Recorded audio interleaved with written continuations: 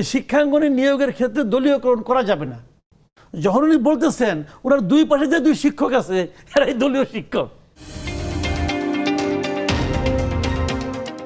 নিজের দলের লোকদেরকে সব জায়গায় বসিয়ে দিতে হবে, এই সংস্কৃতি আগে ছিল। সেই সংস্কৃতি থেকে তো এই সরকারও পুরোপুরি বেরোতে পারছে না। এটা একদমই পারছে না, বেরোতে পারছে না। মানে কি, আমি তো মনে করি যে এই সরকারের দলীয়করণ অতীতের যে কোনো সময়ের দলীয়করণের চেয়ে বেশি। এত দ্রুত এত দলীয়করণ আর কখনো হয় নাই। ভেরি ইন্টারেস্টিং কিন্তু।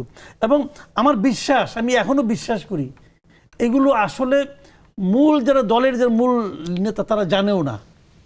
কারণ ধরেন আপনার তাঁত বোর্ডের চেয়ারম্যান কে হবে এটা প্রাইম মিনিস্টার জানে বলে আমি মনে করি না, এরা করে ফেলে। এবং আমার ধারণা এখানে অনেক ধরনের ইজারাদারি হয়। কেউ একজন বলে যে তোমাকে অমুক বোর্ডের চেয়ারম্যান বানাই দিব, আসো আমি ব্যবস্থা করো, টাকা পয়সার লেনদেন হয় এবং তারপরে হয়। বিআরডব্লিউটিসির চেয়ারম্যান বানানো হয়েছে যাকে, তিনি বিএনপির সহ ধর্ম বিষয়ক সম্পাদক।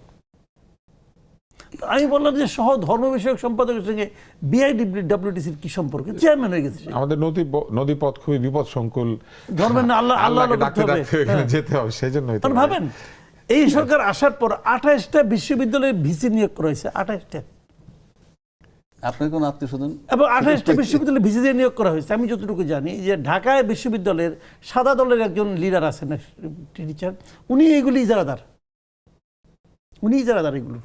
ওনার সঙ্গে যার যার সম্পর্ক ভালো তাদেরকে নিয়েছে।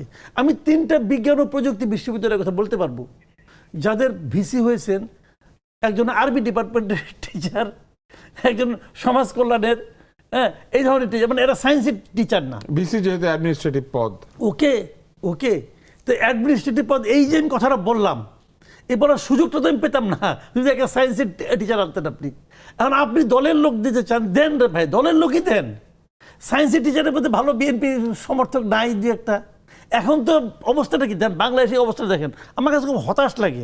একটা ইউনিভার্সিটির টিচার, আমরা তো আগে যখন ইউনিভার্সিটিতে পড়তাম, বিশেষ করেন আমি টিচারদের দিকে তাকাই থাকতাম, আমার কাছে মনে হতো যে বিশ্ববিদ্যালয়ের শিক্ষক সে ওদের ভিন গ্রহ থেকে আসছে। হ্যাঁ হ্যাঁ, এটা আমাদের এরকম আমাদের কাছে মনে হতো, কিন্তু সবার মধ্যে ছিল। এখন ইউনিভার্সিটির টিচার আওয়ামী লীগ আমলে 10 জনকে ধরলে পরে 9.5 জনই আওয়ামী লীগ করতো, এখন আবার 9.5 জনই কিন্তু বিএনপি করে।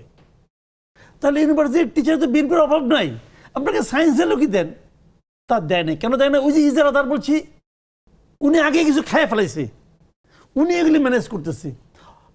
তা না হলে ঢাকা ইউনিভার্সিটিতে আমাদের প্রধানমন্ত্রী গিয়েছেন, যে উনি বলতেছেন যে শিক্ষাঙ্গনে নিয়োগের ক্ষেত্রে দলীয়করণ করা যাবে না।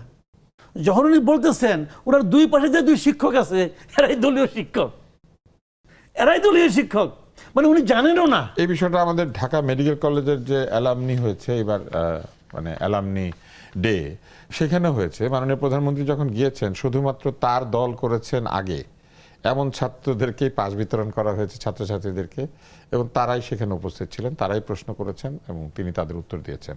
সেখানে কিন্তু এই বিবেচনা নেওয়া হয় নাই যে আগে আসলে আগে পাইবেন ভিত্তিতে, অথবা বাছাই করে সকল রেজিস্ট্রেশনের ভিতর থেকে লটারি করে বা অন্য কোনোভাবে কাজটা করা যেতে পারতো। এটা কিন্তু হয় নাই। আমি এই জন্যই বললাম তিনি মাত্র 6 মাস সেটা গভর্নমেন্ট দিয়েছেন মূলত অলরেডি শুরু হয়ে প্রাক্তন গেছে ছাত্র দলের সম্মেলনে। আমি এটি বললাম তো যে মাত্র এই গভর্নমেন্টের মাত্র 6 মাস, 6 মাসের মধ্যে দলীয়করণ যে চেহারা পাচ্ছে, আমি বিশ্বাস করেন 6 মাসের মাথায় আমি আগের কোনো গভর্নমেন্টে এত দেখিনি।